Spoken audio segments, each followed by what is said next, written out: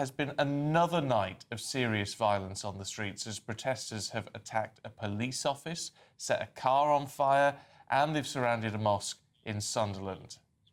The demonstration, which was in Sunderland, as you say, was one of more than a dozen that have been planned by someone across the country this weekend. Well, the Prime Minister's warned protesters they would face the full force of the law. He's, of course, trying to crack down on the violence. And, of course, this violence seems to be happening, ironically and dreadfully, after those 3 little girls were murdered during the mass stabbing in Southport.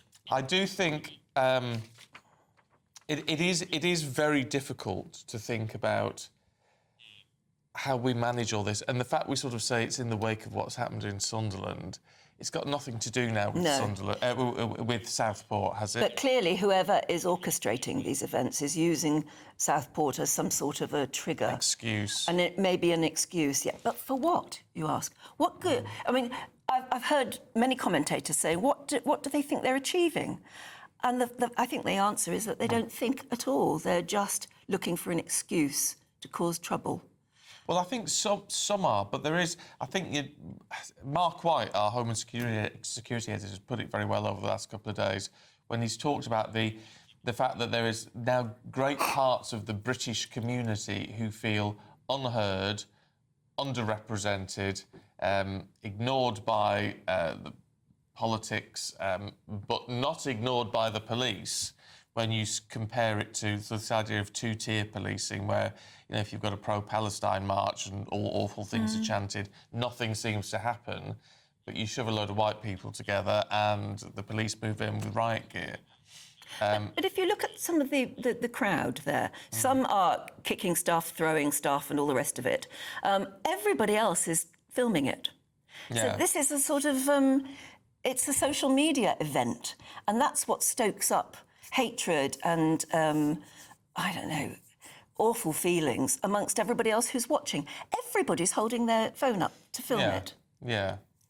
But I do think this must be symptomatic of the fact this is... the fact that this is spreading across the country must be symptomatic of this ongoing sense that people are really frustrated.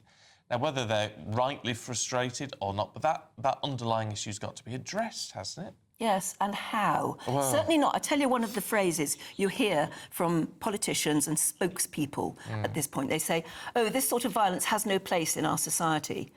As if that's a useful comment to make, because we know it shouldn't have a place in our society, but it seems to be having one. It does.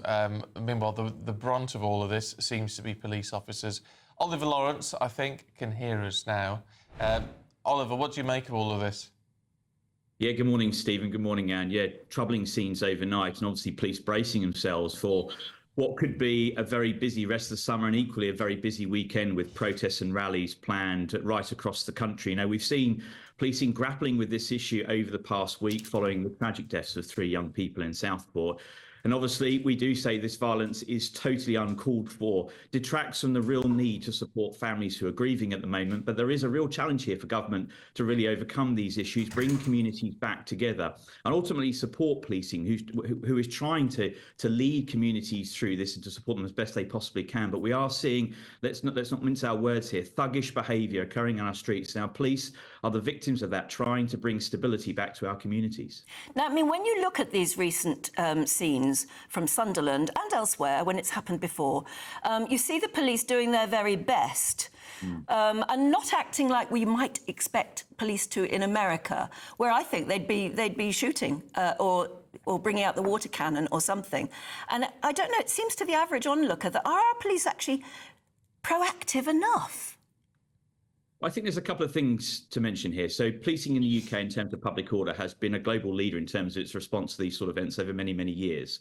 The challenge that we have, and obviously Sir Keir Starmer had all the major police leaders around the table this week talking about responding to these issues across the country through the summer. And and how he was going to be throwing support behind them, which is welcomed. Policing has been abandoned for many, many years.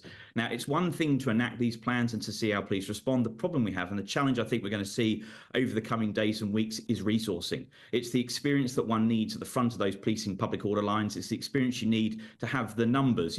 Public order police officers are men and women who are first responders. They're detectives. They're people with high level qualifications and an ability to respond to those public order events. And those resources are slim at the best of times. So the challenge here for police commanders is not so much how they respond, it's if they can respond with the numbers they've got. So what we have to look is at an intelligence-led model to understand where they believe to be the biggest problems across the country, and seeing mutual aid and police forces supporting each other where they can across the country. But the tactics and the techniques that have been used by British policing in public order scenarios for many years have been incredibly successful. But I think we are getting to a point where they do need to be reviewed in terms of our tactics, in terms of ending these very violent clashes a lot quicker than what we see. Yeah, but how they respond is very important to this, isn't it? We've just seen someone with an England flag. Now, how the police respond to someone with an England flag seems to be very different to how they respond to someone waving a Palestinian flag. And that's part of the problem. I think, Steve, one of the issues that we also see is the Palestinian protest marches, which people will often refer to over the weekend. These are planned protest events, which the police know that are going on. They engage with the protesters. They know the routes they're planning, and they can resource them appropriately. What we're seeing over the last 24, 48 hours is protests and riots which are coming sporadically unannounced, which is very difficult to plan for. So ultimately, you have to police them firmly. And quite clearly, the intentions are to disrupt. The intentions are to become violent very quickly.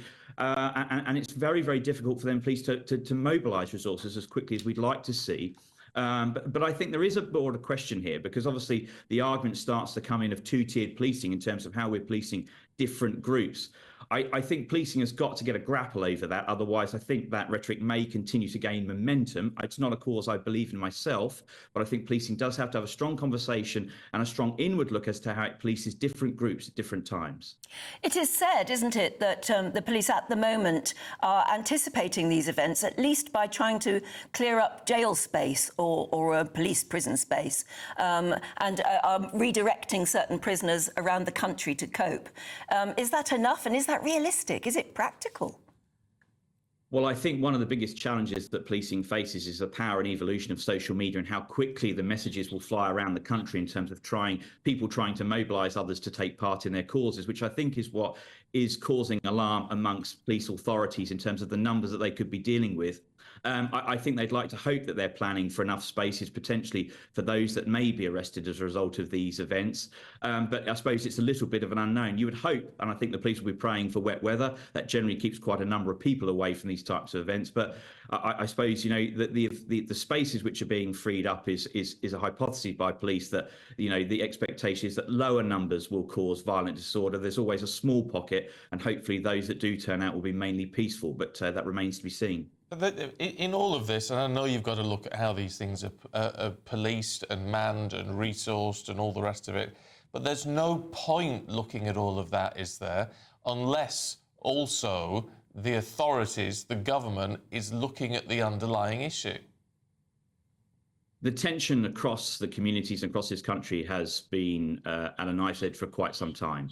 And I think we've all been waiting for a spillover of that. And sadly, we're using the deaths of 3 young people as a catalyst for that event. There are a number of issues which have sparked, these tensions going on, immigration being one of the biggest ones. And there has to be a huge part played by government to better understand these tensions. You cannot ignore them. People have got to address them. I think once questions start getting answers, once government starts addressing some of these big issues across society, cost of living crisis is another one. People, we see looting will be a massive catalyst of these antisocial behaviour incidents with people looting shops. We look at the immigration issue, we look at high tensions, but social media and equal mainstream media has to be very, very careful in terms of the rhetoric it pushes out, because it'll only inflame the situation. So it's a very, very delicate period of time for communities right up and down this country. OK, Oliver, good to see you. Thank you very much indeed. Yeah. I mean, it is hugely difficult, and you cannot condone the violence that has been seen. You absolutely can't, but you've still got to address this problem. And Kathy's been in touch this morning and said, you know, which is one of the things we're seeing chanted at these things, is we want our country back. Yeah, why? Now, but people and looting shops and overturning police cars doesn't achieve that. No, it doesn't. It absolutely doesn't. But you've still got to address why people feel that their country is slipping away. And you've got to do that without, I mean, you're not condoning, you cannot and should not absolutely condone racism or Islamophobia or anything of that nature, but you've still got to try and address why a lot of people in this country are feeling very, very unhappy. Yes, I think so. I mean, the only other thing I'd say to anyone who's seriously frightened by this and thinks, oh my goodness, could it happen on my high street tomorrow? Because that is frightening. Oh, yeah. Is that we have lived through eras before where there have been terrible riots and protests and things have got completely out of hand, often and frankly usually in the summer when the weather's hot. And we've been there and we've got through it. And I think maybe tensions over various things. You remember the poll tax riots and things like that, you know, and they were very bad at the time and very frightening in some areas. But again, that was something that was caused largely by an issue that needed to be addressed.